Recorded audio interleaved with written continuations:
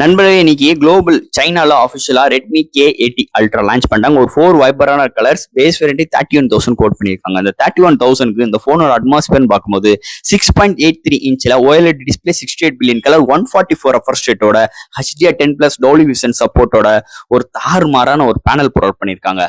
And இங்க இதோட weight 219 கிராமும், திக்னஸ் 8.2 mm திக்னஸும், out of the box Android 15, LPDDR5X RAM, UFS 4.1 support, IP68 rating and 6500 mm vapour cooling system include பண்ணிருக்காங்க.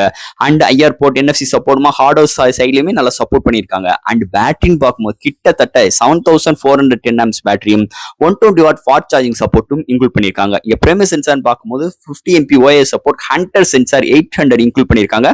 And highest 8K வரைக்கும் video எடுக்க முடியும். And 4K 60 frames front and பேக்ல EA சப்போர்ட்டோட ப்ரொவைட் பண்ணிருக்காங்க. So இதெல்லாம் handle பண்றதுக்கு MediaTekல பவர்ஃபுல்லான சிப்செட் 9400+ இன்க்ளூட் பண்ணிருக்காங்க. ஒரு 3nm ஆர்க்கிடெக்ட். ஸோ இவ்வளவு சிறப்பு அம்சங்களோட இந்த ரெட்மி K80 அல்ட்ரா லான்ச் பண்ணிட்டாங்க. வெறும் ஒரு 31,000க்கு சைனால. ஸோ அப்படி இருக்கும்போது இந்த போன் இந்தியன் ரீஜன்ல வருமா வராதா?